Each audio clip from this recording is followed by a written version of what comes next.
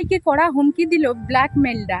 বন্ধুরা, মিঠিঝোড়ার নতুন আপডেট নিয়ে আজকে আবারও তোমাদের সামনে হাজির হয়ে গেছি। যখন রায়কে নিয়ে অনির্বাণ পুলিশ স্টেশনে যায়, তখন ওখানে অফিসার সবকিছু শোনা মাত্রই বলতে থাকে যে আপনি যে রেকর্ডিংটা আমাদের কাছে নিয়ে এসছেন, ওই রেকর্ডিং ধরে ব্ল্যাকমেলারকে আমাদের খুঁজে বের করানো সম্ভব নয়। ব্ল্যাকমেলারটা এতটাই সতর্ক ছিল যে আপনারা যাতে পুলিশকে জানিয়ে ফেলেন, এই কারণে সে আপনাদের সঙ্গে বেশিক্ষণ কথা বলেনি। তা সত্ত্বেও আপনাকে খুঁজে বের করতে হবে কেউ একজন আপনার চরম শত্রু আছে, আপনাদের পরিবারের বা আপনাদের আত্মীয় স্বজনের মধ্যে বা বাইরের কেউও হতে পারে, কিনা আপনার ক্ষতি চায়।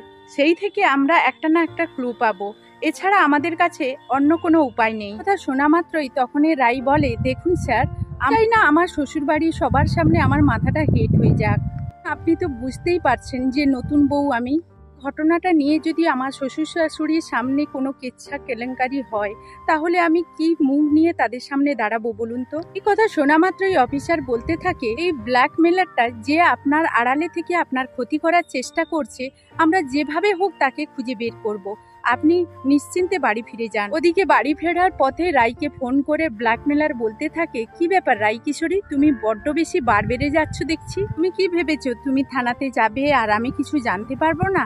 আমি প্রতিটা মুহূর্ত তোমাকে নজর রাখছি, বুঝলে রাই কিশোরী? আর তুমি তো আমাকে অনেক দিন থেকেই চেনো, আমি আমার ভালোবাসার মানুষদের কতটা আঁকলে আঁকলে রাখি সেটা তুমি জানো না? কি দরকার ছিল শুধু শুধু গিয়ে পুলিশের কাছে কমপ্লেন করা? কি ভেবেছো এত সহজে আমি তোমাকে ধরা দিয়ে দেব? আমি তোমাকে ধরা দিয়েছিলাম তখন কিন্তু তুমি আমাকে আপন করে নাওনি, আর এখন আমি যখন ধরা দেব, যতক্ষণ না তোমাকে নিজের করে না নিতে পারি ততক্ষণ আমি তোমাকে ধরা দেব না। তোমাকে সতর্ক করে দিচ্ছি, তুমি যখন এতটা বার বাড়তে পেরেছো, তুমি তোমার বরের কথা শুনে পুলিশের সম্মুখীন হতে পেরেছো বলে কিন্তু তুমি বরের জন্যই কুয়া খুঁড়ছো, তুমি বরের জন্য বিপদ ডেকে আনছো। তুমি একটা কথা ভুলে যেও না, চালাকি করার চেষ্টা করো না।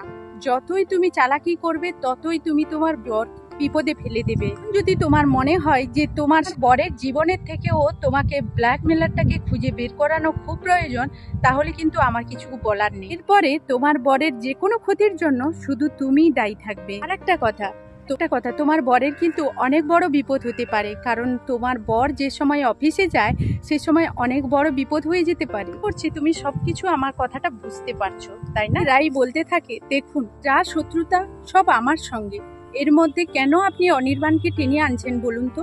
কথা শোনা মাত্রই ব্ল্যাকমেলার বলতে থাকে, অনেকক্ষণ থেকে আমি বোঝানোর চেষ্টা করছি, তুমি কেন যে বুঝতে চাইছো না? যা কিছুই আছে তো সবকিছু আমার দুজনের মধ্যেই আছে, আমরা দুজনেই তো মিটমাট করতে পারি, তাহলে এখন শুধু শুধু কেন পুলিশকে ডেকে আনলে বল? পুলিশ যখন আমাকে ধরতে পারবে, যে কোনো ভাবে আমার কাছে পৌঁছে যাবে, তখন একটা কথা তোমাকে বলে দিচ্ছি, পুলিশ আমাকে কখনোই ধরতে পারবে না, কারণ আমি ধরা ছোঁয়ার বাইরে। একটা কথা তোমাকে বলে দিচ্ছি, পুলিশ আমাকে কখনোই ধরতে পারবে না, কারণ আমি ধরা ছোঁয়ার বাইরে। থেকে এটাই ভালো হবে তোমার জন্য, তুমি যদি লক্ষ্মী মেয়ের মতো এই কেসটাকে উইথড্র করে নাও। তো বন্ধুরা, এই ছিল মিঠিঝোড়া ধারাবাহিকের নতুন আপডেট। এই ধরনের নিত্য নতুন আপডেটগুলো পেতে আমার ভিডিওর সঙ্গে থাকো। তো গুড মর্নিং বন্ধুরা, পুতুল ফ্যামিলিতে সকলকে স্বাগতম। আশা করি তোমরা সবাই আমার রাধা মাধবের আশীর্বাদে খুব ভালো আছো, আর তোমাদের ভালোবাসায় রাধা গোবিন্দের আশীর্বাদে আমি তো খুব ভালো আছি।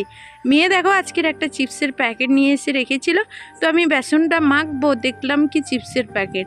তো এগুলো তো সামনে থাকলে আমি কখনো ওদের জন্য রাখি না, ওগুলোতে আমার খেতে ইচ্ছে করে, এই জন্য খেতেই বসে গেছি।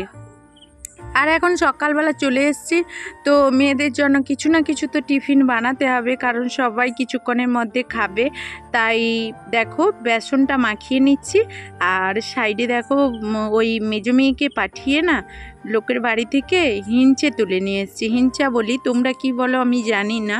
তো ওর চপ করব আর সবাই খাবো। তো যাই হোক, হিঞ্চার চপ আমি তৈরি করেছিলাম।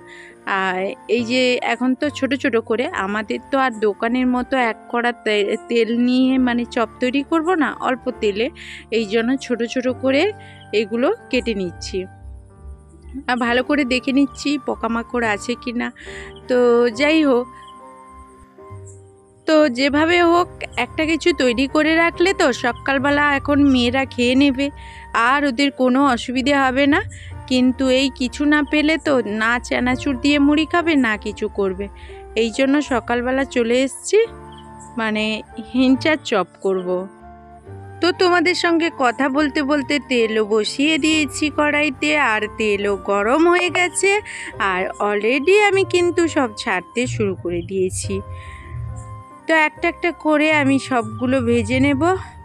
তো এখন এই দুটো প্রথমেই তুলে দিয়েছি, দেখি প্রথমবার কেমন হচ্ছে, তো দেখতে হবে ভালো হচ্ছে না খারাপ হচ্ছে, টেস্টি কেমন, তার জন্য দুটো তুলে দিয়েছি। আর ভাজতে ভাজতে বলো কেন মেয়েরা সবাই বয়ে বয়ে খেয়ে নিচ্ছে। তো যাই হোক, খাওয়ার জন্যই তো তৈরি করছি, এই জন্য খেলে কোনো অসুবিধে নেই, খাওয়ার জন্য তৈরি করছি, খাওয়ার জিনিস খাবে তাতে কি হয়ে যাবে। তো কিছুগুলো আমি রেডি করে নিয়েছি, আর কিছুগুলো এই যে তুলে দিয়ে এখন কিন্তু দুটো মুড়ি খেয়ে নেব, ভীষণ খিদে পেয়েছে। আর বাদ বাকি যখন রেডি করব তখন কিন্তু ওদেরকেও খেতে দেব। তো এই যে কয়েকটা আমি তৈরি করেছি, আরও আমি তৈরি করব। আর এইদিকে মুড়িটা বেড়ে নিয়েছি, কারণ আমার তো আজকে ভীষণ খিদে লাগছে, কি বলবো তোমাদের বলো তো। এই জন্য কয়েকটা চপ নিয়ে আজকে কিন্তু এখন আমি কিন্তু মুড়িটা খেয়ে নেব। তো যাই হোক দেখো, আর গরম গরম চপ বাড়িতে হোক আর দোকানে হোক, মানে খাওয়ার মজাটাই আলাদা। তো যাই হোক, এখন দুই ছোটোতে এই যেখানেই যাবে সকাল থেকে রাত পর্যন্ত দেখবে দুষ্টুমি করার ফার্স্ট এই দুটোতে, এই জন্য দুটোতে বেরিয়ে পড়েছে। আমাদের এখানে যে খাবার দেওয়া হয় বাচ্চাদের, তো এইখানে খাবারটা আনতে বেরিয়ে পড়েছে। তো যাই হোক, ওরা খাবার আনতে যাবে, আর যেই বললাম কিরণকে ক্যামেরার সামনে আসতে বললেই ও পুরো রেডি হয়ে চলে আসে। তো যাই হোক, আমাদের ছোট বাচ্চাদেরও তোমাদের সঙ্গে ওরা কি করছে না করছে যতটা পারছি শেয়ার করছি। তো প্রত্যেক দিন একটু অসুবিধায় আছি, এই জন্য ব্লগ ভিডিওগুলো নিয়ে আসতে পারছি না। তো যাই হোক, এই কটা চপ কিন্তু পড়ে থেকে গেছে।